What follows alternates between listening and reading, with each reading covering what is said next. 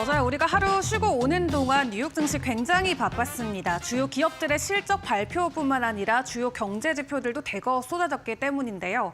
일단 어제와 오늘 모두 뉴욕 증시의 상승세는 이어졌습니다만 시장 안에서 나왔었던 주요 경제 지표 한번 정리를 해보도록 하겠습니다. 어제 시장의 가장 큰 화두는 바로 GDP였습니다. 역성장이라는 수치가 나오면서 시장에는 초반에 좀 충격을 주기도 했죠. 1분기 연율 기준으로 0.3%라는 마이너스 GDP 성장률이 발표가 됐는데 이는 3년 만에 첫 역성장이었고요. 다만 역성장이 일시적인 수입 급증 때문이다라는 분석이 함께 나오면서 여전히 시장 안에서는 민간 소비나 기업 투자가가 여전히 견고하다라는 평가가 나오긴 했습니다. 이번 성장률 둔화의 핵심 요인은 무역 적자의 확대가 컸는데요. 수출이 1.8% 증가하는 데 그친 반면 수입이 41%나 급증하면서 일단은 GDP가 일시적인 역성장을 보였습니다. 그래도 시장에서 좀 기대감이 있었던 부분은 바로 마이너스 성장 전환이 이 연방준비제도의 기준금리 인하 가능성을 높일 수 있다라는 점이었습니다. 금리 인하가 나오게 된다면 주식시장, 특히 기술주에는 우호적인 요인으로 작용될 수 있기 때문에 역성장이라는 GDP에도 불구하고 시장에는 큰 우려감을 키우진 않았었고요. 그리고 함께 공개됐던 지표 중에 하나가 또 물가 지표도 있었죠. 3월에 미국 PCE 물가 지표가 2.3% 전년 동월 대비 상승하는 모습을 보였습니다. 전월에 2.7%보다는 둔화되긴 했습니다만 4년 만에 가장 낮은 수준을 보이면서 지금 연준이 물가 목표를 하고 있는 2%에 가까워지고 있다라는 시그널로 풀이를 해볼 수가 있었습니다. 이 또한 금리 인하에 대한 기대감을 높여갈 수 있는 요인이기 때문에 시장에서는 안도감이 나오기도 했고요. 또 어제 발표됐던 고용 지표는 또 상당히 부진한 모습을 보였는데 오늘 새벽에 발표됐던 주간 신규 실업수당 청구 건수 같은 경우는 24만 1,000건이 기록되면서 두 달 만에 가장 높은 수치가 확인이 됐습니다. 전문가들이 예상했던 예상치인 22만 5천 건을 상회하는 수치였고요. 또 뉴욕주에서만 청구 건수가 2배 이상 급증한 것으로 나타났습니다. 때문에 계속 실업수당 청구 건수 같은 경우도 현재 21년 11월 이후 최고 수준까지 올라가 있는 상황인데 이렇게 실업률과 관련된 지표에서 이 지수가 올라가고 있다는 부분이 오늘 발표되는 고용보고서의 지표에는 어떻게 반영될지 확인을 해보는 게 중요할 것 같습니다. 4월에 대한 고용보고서만 놓고 봤을 때는 현재 비농업 부분이 13만 3천 명 증가했을 것이다라고 경제학자들이 전망을 하고 있는데요. 해당 수치는 경기 냉각이 진행 중임 을 가늠할 수 있는 지표로 작용이 될 예정입니다. 일단 여러 가지 지표들이 쏟아지고 있는 가운데 시장 안에서의 경기 침체에 대한 우려감 아직까지는 존재하고는 있습니다만 관세 이후에 확 변할 수 있는 지표들이기 때문에 4월부터의 데이터가 훨씬 더 중요하게 시장에는 작용될 것으로 보여집니다. 오늘 발표되는 고용 데이터는 다음 주 월요일 저희와 함께 체크를 해보시고요. 자, 그리고 어제 발표됐던 빅테크 실적들로 인해서 오늘 뉴욕 증시가 일제히 오르는 데 큰 도움이 됐습니다. 마이크로소프트와 메타의 실적 굉장히 긍정적이었고요. 오늘 장중에 마이크로소프트는 한때 10% 넘는 반등을 보이기도 했습니다. 구체적인 실적부터 좀 점검을 해보도록 할 텐데요. 마이크로소프트 같은 경우는 일단 1분기의 실적이 매출만 놓고 봤을 때는 700억 달러, 주당 순이익이 3.46달러를 기록하면서 시장의 기대치를 크게 상회하는 모습을 보였습니다. 월가가 예상했던 예상치를 모두 웃도는 수준을 보였고요. 특히나 클라우드 플랫폼의 애저 매출이 전년 대비해서 33% 증가한 게 긍정적으로 작용이 됐습니다. 이 가운데 16% 정도는 AI 관련 수요에서 발생한 게 집계가 되면서 이 기업의 AI 수요 확대가 본격적으로 수익에 기여하고 있음을 확인하는 사례가 됐고요. 덕분에 증권가에서도 일제히 긍정적인 반응을 이어가고 있습니다. 월가에서 내놓은 투자 의견들도 함께 정리를 해보도록 할 텐데 일단 골드만삭스 같은 경우는 애저의 35% 성장은 클라우드 마이그레이션 속도를 가속화하는 AI 수요가 견인했다라고 이야기하면서 목표가를 480달러로 제시했습니다. 미즈호 같은 경우는 중장기적으로 마이크로소프트의 수익 성장 가능성은 시장 예상을 뛰어넘을 것이라고 평가했고요. 이 에버코어 ISI는 마이크로소프트는 전천후 종목이라면서 목표가를 500달러까지 조정하기도 했습니다. 긍정적인 실적과 함께 월가에서도 호평이 이어졌던 마이크로소프트 실적 체크를 해봤고요. 메타 같은 경우도 분위기는 사실 비슷합니다. 1분기 실적에서 어닝 서프라이즈를 기록을 했는데 매출은 전년 대비 16% 증가한 단 423억 1천만 달러를 기록했고요. 순이익은 35% 늘어난 166억 달러를 기록했습니다. 동일하게 AI를 기반으로 매출이 증가한 부분이 시장에서는 긍정적으로 평가가 됐고요. 무엇보다도 2분기의 매출 가이던스 같은 경우는 월가의 전망치를 상회하는 모습을 보이면서 AI 모델에 대한 기대감을 키워갔습니다. 때문에 투자은행과 월가에서도 긍정적인 평가들이 이어졌는데요. JP모건 같은 경우는 메타는 AI 광고 효율화를 통한 매출 증가의 초기 수혜주다라고 이야기하면서 목표 주가를 675달러로 조정을 했고요.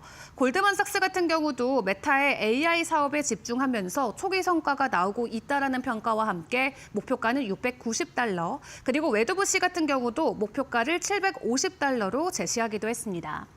이렇게 긍정적인 호실적과 함께 빅테크들의 실적이 1분기에 나쁘지 않은 모습들을 보여주고 있는 상황인데 관세의 상호 관세와 관련해서 불확실성이 있긴 합니다만 관세 불확실성이 어느 정도 정점을 지났다라는 시각으로 현재 시장 전반적인 분위기가 전환이 되고 있는 상황입니다. 덕분에 빅테크 중심의 장세가 다시 한번 펼쳐질 수 있을지 기대감이 올라가고 있는 가운데 방금 실적을 발표한 애플과 아마존의 내용들도 좀 점검을 해보도록 하겠습니다. 일단 1분기의 실적만 놓고 봤을 땐 두 기업 모두 나쁘진 않았습니다만 각각 개별 이슈로 인해서 시간 외에서는 하락하고 있는 모습을 보여주고 있는데요. 애플 쪽의 실적부터 좀 확인을 해보도록 하겠습니다. 애플 같은 경우는 오늘 1분기 실적이 긍정적으로 발표가 됐습니다만 시간 외에서는 2.8%대 하락세가 나오고 있습니다. 일단 매출만 놓고 봤을 때는 953억 달러를 기록을 했고요. 주당 순이익 같은 경우는 1.65달러 선을 보였습니다. 월가가 예상했던 예상치를 모두 상회하는 수준을 보여줬지만 서비스 부분의 매출이 저조하다라는 이유로 시간 외에서는 주가 하락이 나오고 있는 상황이고요. 다만 애플 이사회가 일단 최대 1,000억 달러의 자사주 매입을 승인했다는 소식도 전해졌기 때문에 추가적인 변동성은 기다려보시는 게 좋을 것 같습니다. 또 아마존 같은 경우도 광고 부분 매출 호조에도 클라우드 부분에서 3분기 연속 실망스러운 실적이 공개가 되면서 시간 외에서 소폭의 하락세가 이어지고 있습니다. 0.6%대 주가 하락이 나오고 있는데 아마존 같은 경우는 1분기의 매출과 EPS가 모두 시장의 예상치를 상회하는 모습을 보였습니다만 2분기에 대한 실적 가이던스가 약간은 부족해서 시간 외에서 주가 하락이 나오고 있는 이유에 또 힘을 보태고 있기도 합니다. 광고 쪽 부분의 매출만 놓고 봤을 때는 139억 달러를 기록을 하면서 시장의 예상치를 웃도는 모습을 보이긴 했는데요. 앞에서 확인해봤던 마이크로소프트의 클라우드 서비스와는 약간 좀 다른 부분에 시장의 기대치가 내려가고 있는 모습을 보였습니다. 일단 인프라 사업 기준으로는 여전히 아마존이 가장 큰 클라우드 시장의 주인공이긴 합니다만 최근 애저가 힘을 굉장히 키워가고 있는 모습이 나오면서 시장 안에서는 마이크로소프트와 아마존의 위치가 바뀌는 순간이 올 수 있다는 전망까지도 나오고 있는 상황인데요. 일단 아마존 웹서비스의 영업이익만 놓고 봤을 때는 115억 달러로 시장 전망치를 웃도는 모습을 발표하긴 했습니다. 일단 긍정적인 실적이 발표가 됐습니다만 애플과 아마존 각자의 이슈로 시간 외에서는 변동성이 나오고 있는데 내일 장중에는 어떻게 가격이 반영될지 같이 지켜보시죠. 자, 그리고 오늘 M7 종목 가운데 유일하게 지수 하락을 보였던 테슬라의 이슈도 좀 점검을 해보도록 하겠습니다. 모두가 기다리던 5월이 됐고 이제 5월부터는 본격적으로 머스크가 테슬라에 돌아오는 달이 됐죠. 그럼에도 불구하고 오늘의 주가는 일단 하락으로 마무리가 됐는데요. 이 월스트리트 저널에서 나왔던 내용이 투자자들의 심리에 어느 정도 영향을 줬을 수도 있다라는 분석도 함께 나오고 있습니다. 일단 보도됐던 내용은 사실이 아닌 것으로 확인이 되긴 했습니다만 이 월스트리트 저널이 테슬라 CEO 교체 검토 보도와 관련된 내용을 전해오면서 어제 시장이 뜨겁게 반응하기도 했습니다. 일단 테슬라 이사회 같은 경우는 해당 보도에 대해서 전면 부인을 한 상황이고 머스크의 리더십이 테슬라의 미래 성장에는 필수적이다라고 테슬라 의장이 한번 이야기를 다시 강조하기도 했습니다.